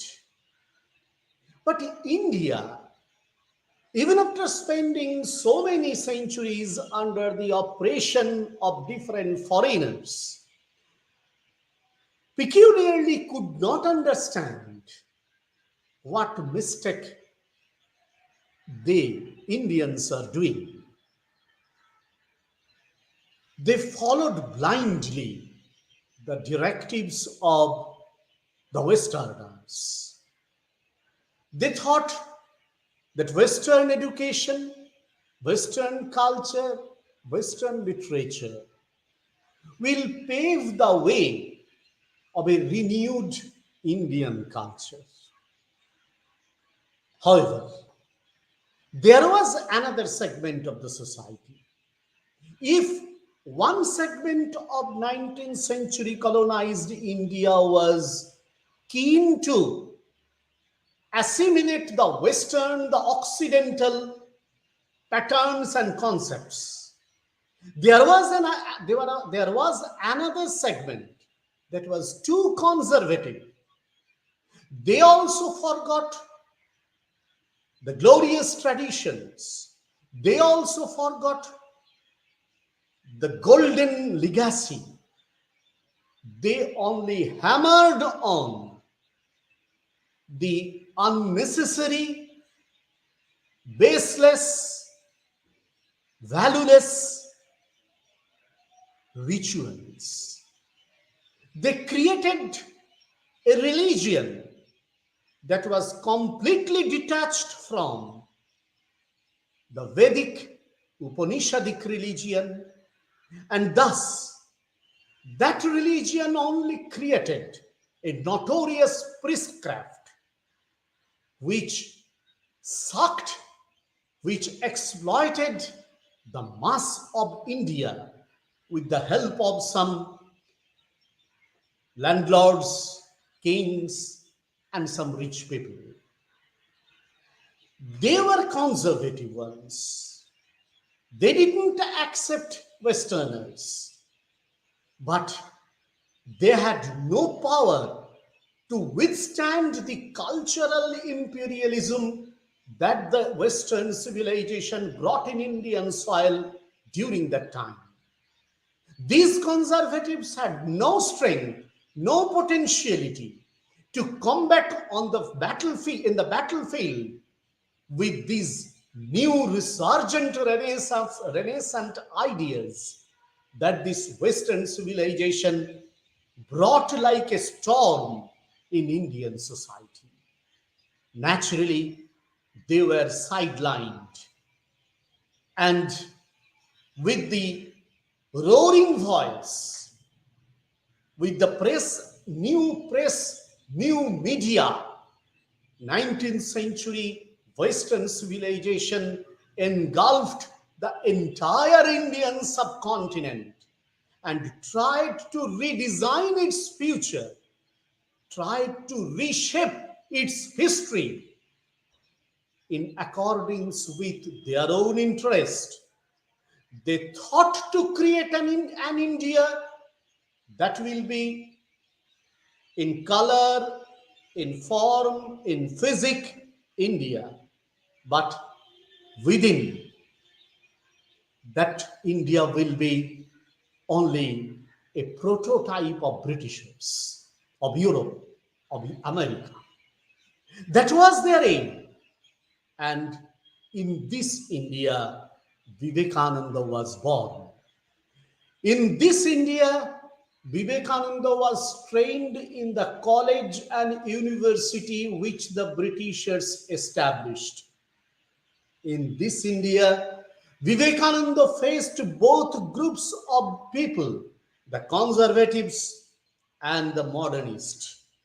In this India, Vivekananda was fortunate that he could come under the feet of one great sage, Ramakrishna Paramahansa, who, being an incarnation with his Dhruva Smriti as called in the scriptures, could well identify the faults, the mistakes of the Western civilization. At the same time, it was Ramakrishna who could identify the pathways of salvation.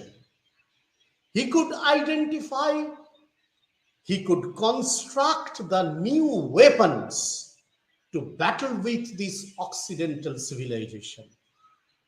If I am permitted to say, I will reiterate the point that it was Sri Ramakrishna Paramahansa who provided Swami Vivekananda with an unbiased, non-partisan, clear-cut concept of history, and he gave the new pathways to rejuvenate India. It was he who gave Swamiji all the directives, all the instructions. People may wonder, person like Ramakrishna who did not go to even a primary school, how can he give? Yes, he gave. Today is not time to detail on that. But if one reads Kathamrita, the Gospel of Sri Ramakrishna, and other literatures, direct literatures, core literatures, they will be compelled to understand that it was Sri Ramakrishna Paramahansa. Anyhow, on this, in this time, and on at this backdrop, Vivekananda came. So this is the history, this is the modern India that Vivekananda could directly perceive. And he got the teaching, both from his university and college and university teachers, and from his guru. These teachings were with him. Now he will try later on to put down his own concept of history and his own concept of Indian history. As time is short, I will try to outline the things in nutshell. First, if we read the great book written by Swamiji named Modern India, it was a Bengali book in original, Bortoman Bharat, translated it in Modern India. And also, if we read some articles that he has written he has also lectured in different fora and also written some articles. And also, if we read the book Prachya o Paschatya, Eastern World and Western World, this has also been translated. We will find Vivekananda could easily identify the evolution of human civilization, the history of human civilization. To him, Human civilization can be separated, can be compartmentalized with four ages. But he never told that these four ages are totally isolated from each other. It's not so that they have no interlink. No, not at all. But he mentioned the first age was the age where Brahminical ideas were paramount. What does it mean? Is this Brahminical idea something like caste related? No. To him, in accordance with Indian scriptures, this is the culture, the cultivation of knowledge, all types of knowledge. The highest knowledge, apara, para and apara, both the vidyas, the supreme knowledge and the knowledge which are subordinate to that. As it has been told in our scriptures, Brahma Vidya Sarva Vidya Pratishtha. Vivekananda also accepted that because he saw in Upanishads, he saw in Vedas, he saw in Puranas in India that in Indian context, ancient India was never keen to dissociate Brahma Vidya from this worldly life. At the same time, it never wished to dissociate the worldly Vidyas, all these academic disciplines which we study. India never tried to dissociate all these general academic disciplines with the pursuit of the highest knowledge. No, everything was included here. India proved that this is a journey of a learner, starting from studying Vyakaranas, Chandas, literature, language, logic, mathematics, everything. They will study. You will find in Upanishad, there is a long list of different Vidyas. The medicinal studies are there, chemical studies are there, armory studies are there. So many academic disciplines were there available within India. India showed that a journey in a learner's life starts from the lowest Vidya and it culminates at the highest one. And this was an India where this culture and cultivation of all types of academic disciplines, including Brahma Vidya, saw its zenith, saw its highest reach, the highest quality. That was an age where other people who were not able to enter into this sophisticated room of learning or knowledge were admiring, were respectful to the Vidya. This was an age where the kings and the merchants were respectful to the Vidyas. They even themselves sent their people to Vidyas. It is not only in India, in every civilization it happened. India too. India proved that it can happen. So, history of civilization in every nation has seen this first phase where culture and civilization reached its zenith. Be it India, be it Greece or Rome, everywhere. Then came the second age, when slowly the power of king came to snatch away the respect of these learned ones. Kings gradually tried to catch the attention of the entire nation, entire group of people, because earlier people used to admire the learned people more than the king. Then came this second group. And it happened in world civilization. We have seen. In the third case, there came the merchants. Swamiji told Vaishyas, the people who possess the wealth, land and wealth, they tried to influence kings. They tried to influence the learned people. In fact, you will see, today we call that without CSR, it is not possible to move in, research everything. What is this CSR? This is the power of the merchant society. It started where this wealth influences the entire movement of the society, the approaches of the society. That does not mean that learning is completely eradicated.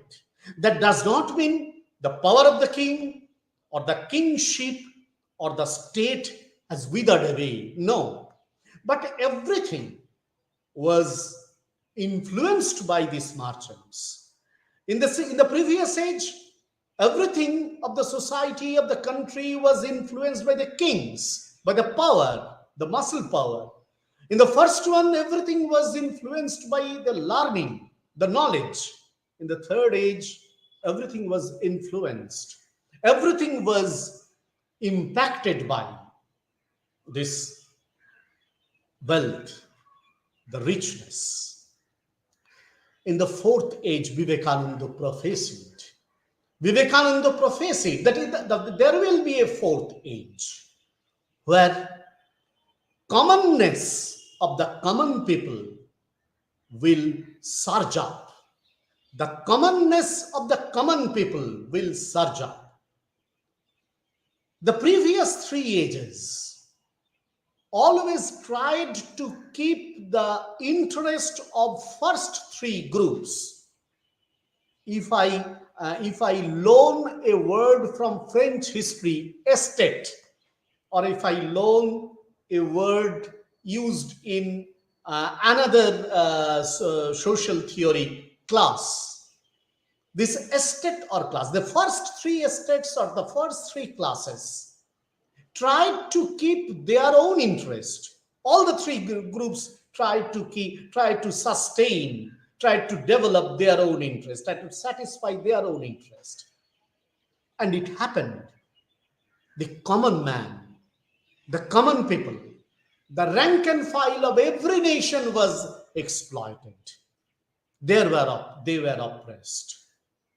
Swamiji could identify that it is not only the case of Indian history that people was exploited, common masses were exploited. No, it happened in Western world also, in Europe, in America, everywhere. Swamiji pointed out. Just let us remember the anecdote of Pat. Let us remember the anecdote of a Negro. Swamiji pointed out. Everywhere these common people who for some reason or other are not having the power of knowledge, the power of muscle, the power of wealth. If they don't have wealth or intellect or muscle power, they will be exploited. It happened in the course of the histories of all civilizations. Swamiji could identify. So this is Swamiji's unique vision, that this common mass will just raise their heads. They will be the rulers. They will influence. They will influence all channels of history of human civilization. Swamiji told this is a cyclic movement of world history. Remember, when Swamiji was trying to articulate his own historical concept in this way, neither E.H. Carr nor Arnold Toynbee came in the light, who we will try later on to find out the movement, evolutionary movement of world history. Swamiji, in his own way, tried to chalk out the movement of world history. So to him, history is something where at every age there will be a change. And in every age, there will be a group of people with some sort of power will try to prevail over others. He understood, he clearly mentioned, the modern world will be the world of common people. He never failed to identify that. Now, in the second segment, based on these ideas, Swamiji also tried to discuss on the Indian historical movements or Indian historical evolution. You see, he also tried to deliberate upon the famous Aryan theories, Tamil theories. Although during his time, different other discoveries or inventions were not there, but whatever materials he could get, he was an excellent reader and he was an excellent architect of intelligence, human intelligence. He was an architect of human intelligence, not only an intelligent person. He could design human intelligence in such a way that would decipher new codes of human civilization, human culture.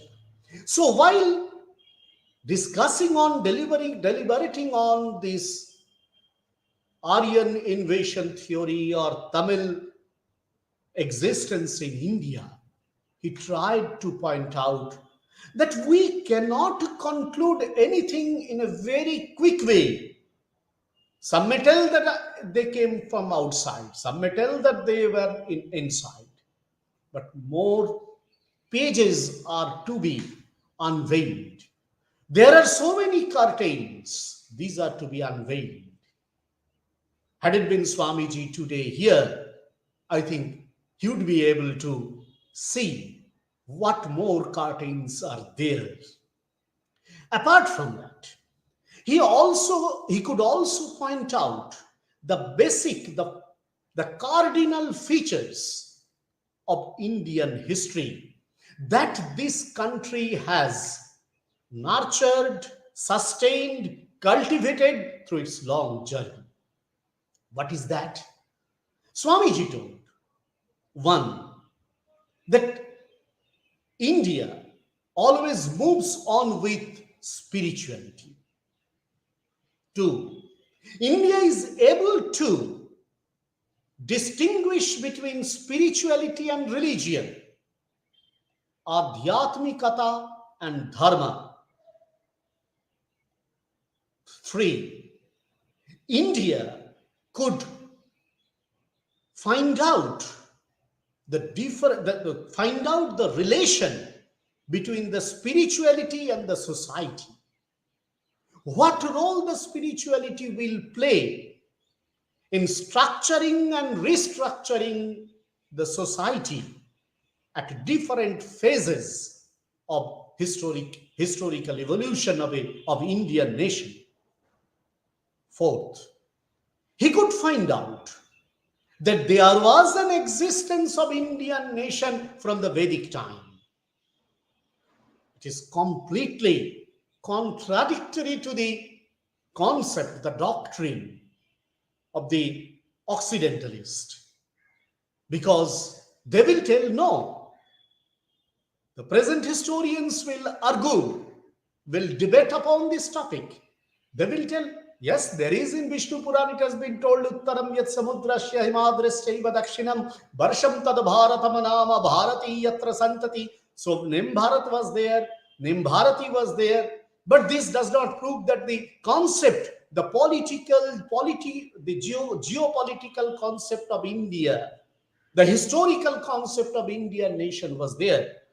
Present in historians argue this. But Vivekananda told, no, it was there. The concept of Indianness was there. Concept of Indianness was there. How?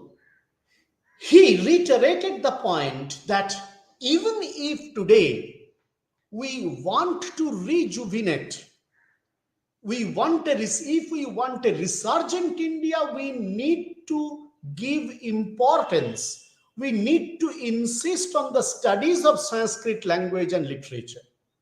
Why? Is it a dogma? No. You see, if we study Indian history, we will be astonished to find that the Sanskrit literature influenced all the vernacular literature spread all over Indian subcontinent in last 2,000 or 3,000 years. Although there are languages, there are literatures which belong to the language group to which Sanskrit does not belong, but Sanskrit literature could influence the entire Indian society across the boundaries of different provinces.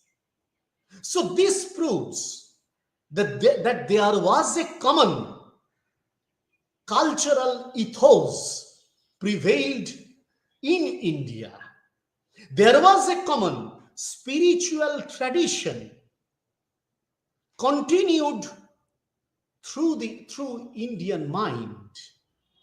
There was a common thread of civilization flowed across different parts of the country right from 5,000 or 6,000 years ago. So Swamiji could identify that Indianness was present in India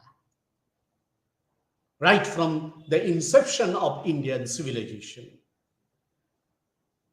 And last but not the least, Swamiji, the only person who could clearly tell, yes, in present India, India needs to receive some contributions in science, technology, etc. from Westerners. But at the same time, he reminded everyone, the Occidentals and the Orientals as well, that India has more to give to the world. And what is that? The spirituality, the Vedantic spirituality, the Vedantic message. India is harnessing that Vedantic message for a long time. And India is bound to distribute the message to the entire world. If India does not give it, if the world does not receive it, what will happen? Swamiji reminded us, warned us, that traveling the entire Occidental world, he could find out that the entire Occidental civilization really advanced in science and technology, but standing on the volcano of Vesuvius. If it starts vomiting the fire, the Pompeii will simply be vanished. Pompeii only, Pompeii is nothing but the indicator of modern human civilization.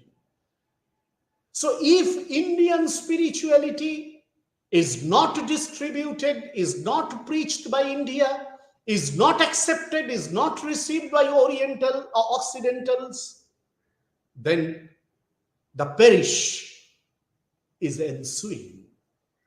The destruction is offing. It was Swamiji's warning. He was a student of India history. He was an observer of human civilization.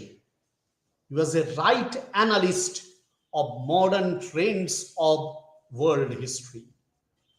So while deliberating on the processes of world human civilization, he could find out four phases. And while deliberating on the evolution of Indian civilization, he could find out these characteristic features. And he could prophesy what will be the relation of the exchange between these two civilizations. The posterior history, the posterior generations of human civilization will not forgive us if this exchange of culture, spirituality, economy, science, literature do not happen in today's world. India is not only at the receiving end, India is also at the giver's end. India will give and receive. World will receive and give. This new history will be created. This new history is required to be created. That was the emphasis. That was the emphatic doctrine of Vivekananda. While discussing on the evolution of historical movements of different societies and nations. Lastly, Swamiji could influence heavily Indian independence movement. Dr. Singh has mentioned it. There are so many researchers on these aspects. Professor Shankari Prasad Basu, legendary writer, wrote 2 full volumes in his Vivekananda and Samokalin Bharatvarsha, Vivekananda and Contemporary India. 2 full volumes he has dedicated only to show what type of severe, what type of heavy impact Swamiji could put on Indian freedom movement. Apart from him, Jayashree Mukhopadhyay also did a unique research. Dr. Ladli Mohan Rai Chaudhuri researched with the help of the state archives and find out the documents of the Britishers which prove that Britishers were really afraid of Vivekananda. They were afraid of living Vivekananda, present Vivekananda, and they were scared of absent Vivekananda, dead Vivekananda. No Vivekananda could give them any peace until and unless they left India. This is history. Such an influence was there by Vivekananda on Indian freedom movement. Vivekananda is a personality, I told at the outset, who could decipher new codes of different academic disciplines. He did so in the case of history also. Till today, we are writing the history of great movements, great leaders. But there is a need to write the history of the innermost struggle of a society, of a nation. Vivekananda could find out the evolution of human civilization. Vivekananda could portray different innermost conflicts, dynamics of historical evolution and movements. I do believe that a time will come when new historians will come on the stage and we will stand on the podium of new era to write down new pages of history where Vivekananda will be portrayed as Vivekananda will be set as front cover leading figure. Thank you. Namaskar.